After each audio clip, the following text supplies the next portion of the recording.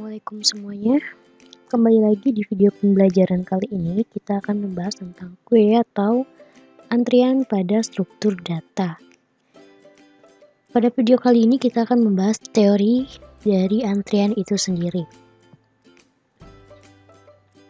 Antrian sendiri itu merupakan suatu bentuk khusus dari linear list di mana ada beberapa operasi di dalamnya, diantaranya itu ada penyisipan atau insertion yang hanya diperbolehkan pada salah satu sisi. Di antaranya kita sebut sebagai sisi belakang atau rear, dan juga ada operasi penghapusan atau kita sebut sebagai deletion hanya diperbolehkan pada sisi yang depan atau front dari list tersebut. Antrian di sini ada beberapa bagian, di antaranya bagian front itu kita singkat sebagai Q1, merupakan bagian depan antrian, sedangkan rear atau bagian belakang antrian kita sebut sebagai QN, dan juga ada 0 itu kita singkat sebagai N, di mana jumlah elemen dalam antrian. Di dalam antrian itu ada beberapa istilah atau ada beberapa operator, di antaranya ada create is empty. Sedangkan create itu sendiri merupakan operator yang menunjukkan suatu antrian hampa. Contohnya di sini adalah ada 0, itu berarti isi datanya itu adalah 0, sedangkan front dan rear itu isi datanya tidak terdefinisi. Operator is empty merupakan yang menunjukkan apakah antrian key itu hampa. Biasanya ditunjukkan dengan operan atau tipe data antrean, dan juga hasilnya merupakan tipe data boolean.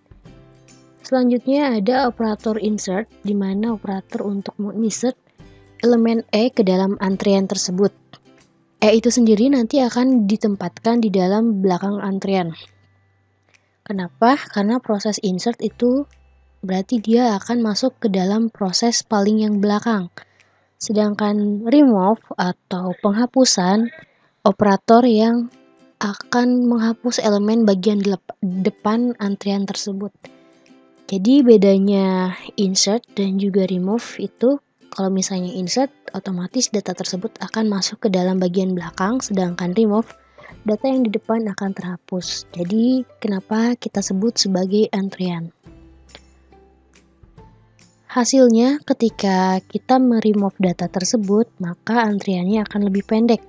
Pada setiap operasi, 0 akan berkurang 1, dan elemen kedua menjadi elemen terdepan.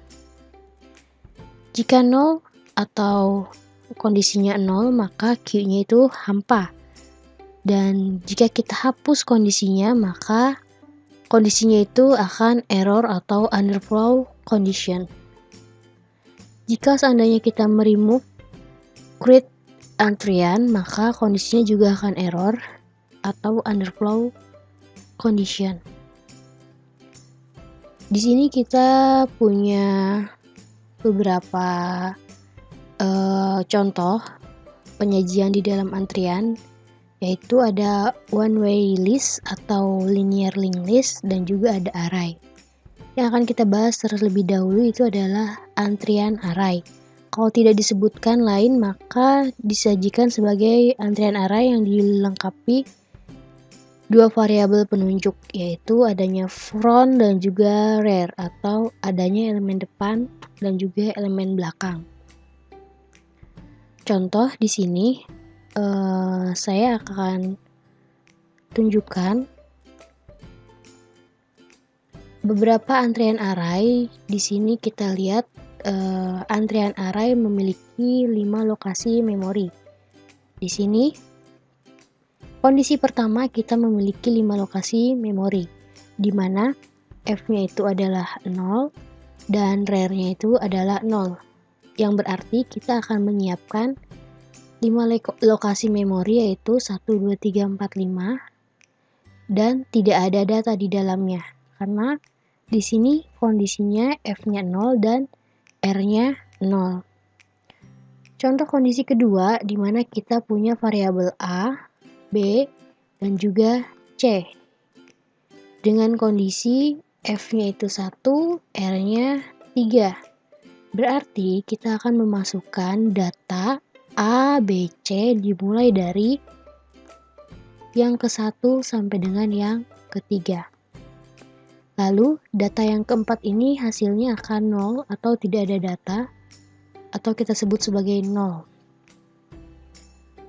Selanjutnya, jika ada kondisi remove atau kita menghapus satu elemen, maka elemen yang terdepan itu akan dihapus. Di kondisinya adalah F-nya 2, R-nya 3. Berarti kondisi akan dimulai dari yang kedua sampai dengan yang ketiga. A-nya sendiri akan hilang karena ada proses penghapusan atau remove. Kondisi selanjutnya, jika seandainya kita akan memasukkan data baru. Di sini kita lihat kita akan menyisipkan D dan juga E. Dimulai dari front atau yang kedua, di sini rare-nya itu yang ke-5. Berarti data yang kita isi itu adalah dari antrian yang kedua sampai dengan yang ke-5. Berarti kita tinggal isi saja datanya, jadi B, C, D, E. A-nya karena sudah terhapus, jadi tidak ada datanya. Selanjutnya ada kondisi lain di mana kita juga akan menghapus elemen berikutnya. Otomatis elemen yang terdepan dari urutan tersebut akan terhapus, yaitu B. Maka F-nya akan menjadi 3 dan rare-nya itu 5. Oke. Kuncinya adalah untuk setiap pemasukan elemen nilai rare itu berarti ditambah 1, sedangkan nilai front akan bertambah 1 untuk penghapusan. Itu contoh dari antrian array. Akibatnya, setelah pemasukan dari elemen kelima, maka lokasi dari antrian tersebut telah diduduki. Mungkin saja tidak banyak 5 elemen ada di dalam antrian karena sudah dilakukan beberapa penghapusan. Selanjutnya untuk memasukkan elemen berikutnya, yaitu kita akan memasukkan elemen item gunakan lokasi antrian yang ke-1 dan seterusnya. Array circular yaitu elemen antrian yang datang sesudah antrian ke N di dalam array, maka rare di sini atau posisinya sama dengan 1, kalau front itu posisinya sama dengan N, dan dilakukan penghapusan, maka front yang ke-1 bukan N plus 1. Kita lihat contohnya di sini. Kalau tadi kita pakai array antrian atau antrian array, nah ini contoh dari array circular di mana dengan lokasi 5 memori. Kita lihat di sini masih seperti tadi, kita mengalokasikan 5 lokasi memori di mana kita akan memasukkan data ABC. Otomatis front-nya itu 1, 2 sampai dengan yang ketiga rare-nya. Selanjutnya, kalau seandainya kondisinya kita akan menghapus data yang pertama, itu kita akan menghapus A, maka otomatis F-nya itu dimulai dari yang kedua dan C-nya sampai dengan yang ketiga. Lalu sama seperti tadi, gimana kalau seandainya kita memasukkan data? Di sini otomatis data yang selanjutnya masuk itu adalah masuk ke dalam array keempat dan juga array ke-5. Otomatis F-nya 2, R-nya sama dengan 5. Terus kalau seandainya ada kondisi penghapusan lagi sama seperti tadi, otomatis antrian yang pertama atau front kita hapus. Di sini yang terhapus otomatis jadi B. B kondisinya menjadi 0.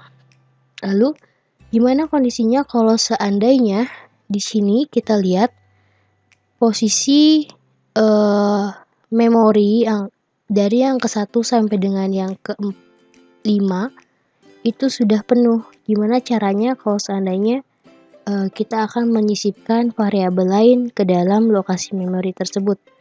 Maka yang terjadi adalah ketika G, kita ambil di sini variabel G, ketika kita akan masukkan, dia akan kembali ke lokasi memori yang pertama. Kita lihat di sini. Si G akan menjadi di dalam antrian yang pertama. C, D, E, dan G. Maka kondisinya menjadi F-nya itu 3, R-nya itu 1. Ini posisinya yang di belakang.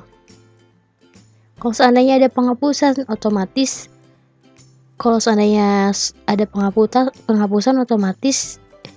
di sini lokasi memori yang ketiga atau C akan berubah menjadi 0. Oke. Semoga bisa dimengerti ya. Kalau seandainya ada yang kurang dimengerti, bisa langsung kita diskusikan di dalam grup WhatsApp. Ada beberapa istilah lain di sini, algoritma. Di antaranya ada key insert dan juga key delete, di mana kalau key insert memasukkan data ke dalam suatu antrian yang memungkinkan terjadinya overflow, ya ini dengan melihat apakah antrian tersebut terisi penuh. Kalau seandainya key delete merupakan penghapusan elemen depan antrian. Itu kalau di dalam istilah algoritmanya. Ada juga key insert, key and from, dan juga data. Yang pertama, apakah antrian penuh jika from-nya sama dengan 1 dan R-nya itu N, atau jika from-nya R plus 1, maka akan menjadi write overflow, sedangkan dan juga akan kembali ke awal. Jika from-nya sama dengan 0, maka from-nya itu sama dengan 1 dan rare-nya sama dengan 1. Dalam hal lain, jika rare-nya itu N, maka rare-nya sama dengan 1. Dan hal lain, jika rare sama dengan rare plus 1. Antrian rare atau antrian di belakang sama dengan data yang dimasukkan elemen baru, yang selanjutnya akan kembali ke data tersebut. Itu ada proses return. Ini beberapa istilah di dalam antrian. Key delete yang berarti queue and from rare data, sedangkan dequeue itu adalah queue ganda atau double queue atau double antrian, di mana dequeue ini menggunakan array sirkular yang menggunakan 2 pointer atau penunjuk. Di antaranya ada left dan juga right. Kalau left sisi kiri dari dequeue, sedangkan right sisi kanan dari dequeue. Hanya berbeda istilah aja ya. Kalau tadi kita pakainya front dan juga rare, nah kalau di dequeue itu pakai istilah left dan juga right.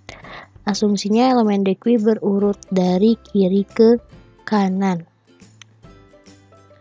Nah ini contohnya kalau kita pakai dequeue. Contoh menggambarkan 2 buah dequeue masing-masing berisi 4 elemen yang di dalam sebuah array dengan 8 lokasi memori. Contoh di sini bisa dilihat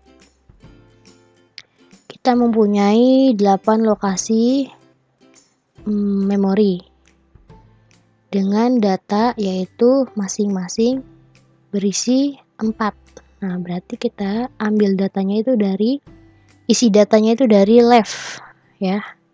Dari mulai yang ke-4 sebanyak 4 elemen. 1 2 3 4. Oke.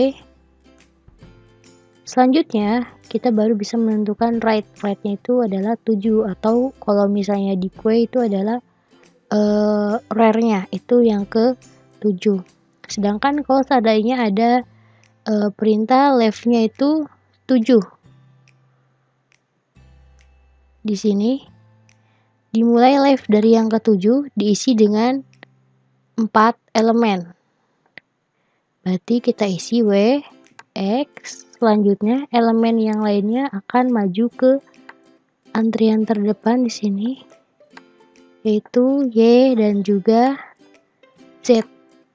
Nah, maka kita bisa menentukan right-nya, yaitu 2. Atau akhirnya atau rare-nya itu adalah 2, sedangkan left atau awalannya itu adalah 7, berisi 4 elemen. Dua variasi deque di sini yaitu ada deque input terbatas di mana pemasukan elemen pada satu ujung list dan penghapusan elemen pada kedua ujung list. Deque output terbatas merupakan pemasukan elemen pada kedua ujung list, penghapusan elemen pada salah satu ujung list. Ada istilah lain yaitu tadi kita sudah membahas tentang antrian array, array circular, dan yang selanjutnya ada deque dan ada juga antrian berprioritas. Apa itu antrian berprioritas?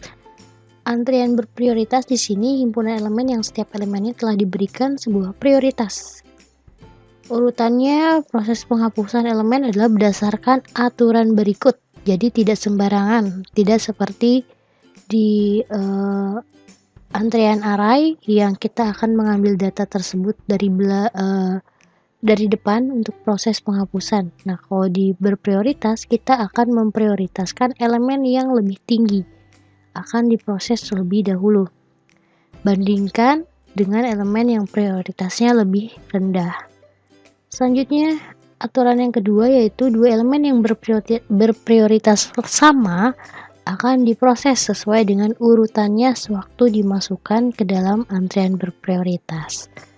Sini untuk penyajian one way listnya dari antrian berprioritas ada beberapa ketentuan, diantaranya di sini yang pertama, setiap simpul list terdiri dari 3 buah data field. Kita mempunyai info, parent, dan juga ada link, di mana simpul X akan mendahului simpul Y di dalam list bila X mempunyai prioritas lebih tinggi dari Y dan mempunyai prioritas yang sama, tetapi X akan dimasukkan ke dalam queue atau antrian terlebih dahulu sebelum Y. Keterangannya, simpul dengan PRN rendah maka mendapat prioritas tertinggi.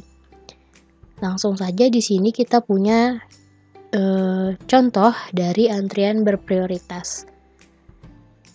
Di mana gambar di sini merupakan sebuah gambar diagram skematik. Kita punya diagram skematik dari antrian berprioritas dengan 7 elemen. Ya. Perlu diingat kita punya 7 elemen antrian berprioritas dan penyajian dalam memori. Jadi kita punya 7 A, B, C, D, E, F, G atau 1, 2, 3, 4, 5, 6, 7 yang di dalamnya kita sudah mempunyai variabel masing-masing. B-nya 1, A-nya 1, B-nya 2, C-nya 2, D-nya 4, E-nya 4, F-nya 4 dan juga G-nya itu 5. Diagram tidak dapat menceritakan kepada kita apakah B dimasukkan ke dalam list sebelum atau sesudah D. Di lain pihak, diagram dapat memperlihatkan kepada kita bahwa B dimasukkan sebelum C. Ya, kita lihat ya. Kalau berdasarkan urutan kita lihat nih.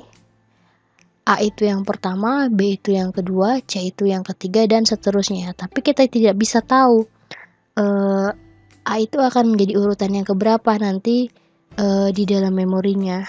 Nah, kenapa? Karena kita olah lagi datanya berdasarkan prioritas antriannya. Oke, yang pertama, apa yang harus kita lakukan di sini? Ini adalah gambar penyajian di dalam memori. Pertama, kita punya start atau dimulai dari yang kelima. Ini hanya contoh ya teman-teman. Startnya dari yang kelima, di mana otomatis data yang pertama kita masukkan adalah data A. Itu sebagai infonya, sedangkan parent-nya itu adalah 1. Oke. Selanjutnya, untuk link di sini, untuk data link di sini hanya sebagai acuan saja. Nah, kita punya info dan juga PRN-nya atau isinya atau variabelnya di sini. Lalu di sini ada 1 link, berarti dia akan ngelink ke info yang pertama.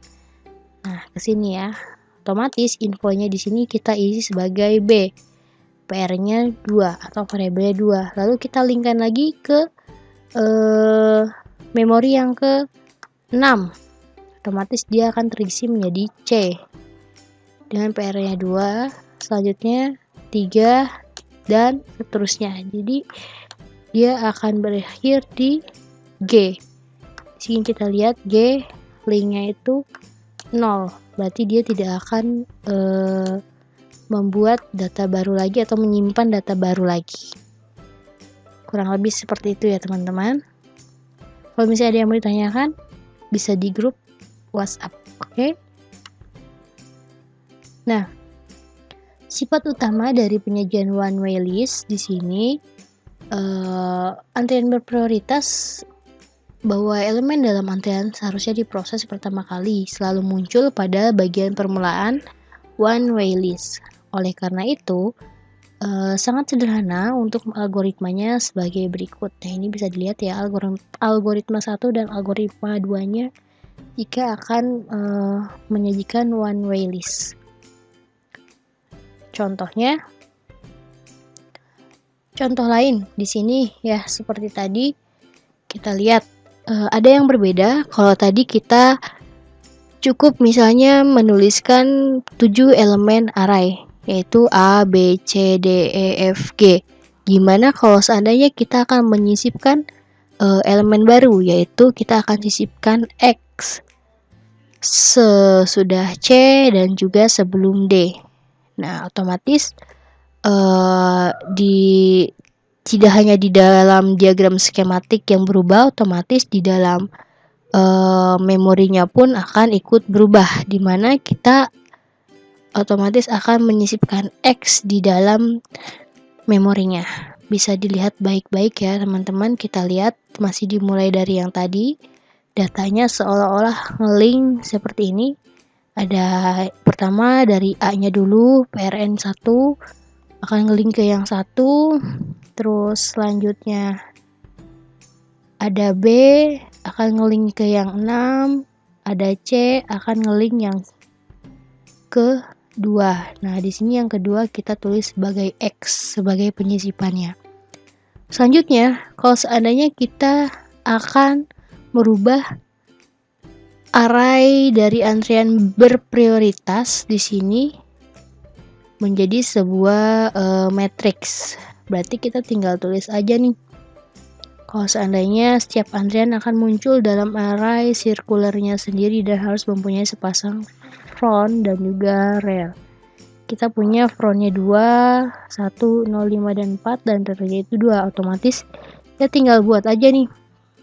Kolomnya itu sebanyak, contoh di sini sebanyak 6 dan juga barisnya itu sebanyak 5. Kita lihat di sini frontnya itu 2.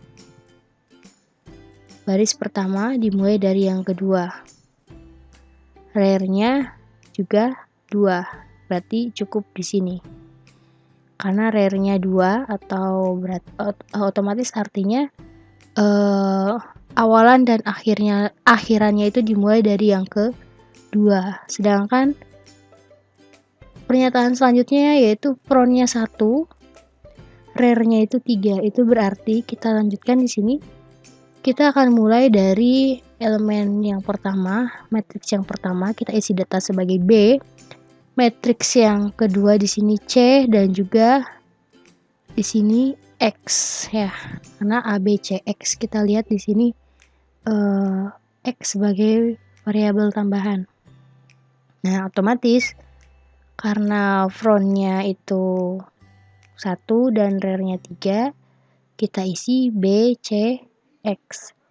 Selanjutnya ada kondisi frontnya itu 0, rearnya itu 0, otomatis dia tidak ada datanya atau kosong. Kondisi selanjutnya itu adalah frontnya itu yang kelima dan rearnya itu 1. Berarti kita mulai dari memori yang kelima lanjut ke yang 6 karena sudah habis. otomatis kita akan maju lagi ke yang pertama, yaitu F. Selanjutnya, kalau Anda kondisi frontnya itu 4 dan rear-nya itu 4 sudah bisa dipastikan, berarti datanya itu ada di awalan dan akhiran yang ke-4 gitu. Oke. Ini contoh penyajian array antrian berprioritas ke dalam sebuah matriks. Jadi teman-teman harus bisanya membuat diagram skematik dan juga ada di sini ada memori. Yang selanjutnya dari memori ini teman-teman harus bisa menyajikan array antrian berprioritas ke dalam sebuah matriks. Oke. Sekian untuk penjelasan kali ini. Semoga bermanfaat. Jika ada yang kurang dipahami dan masih ada yang kebingungan, silahkan ditanyakan langsung di forum diskusi ataupun di dalam grup WhatsApp. Saya tutup. Wassalamualaikum warahmatullahi wabarakatuh.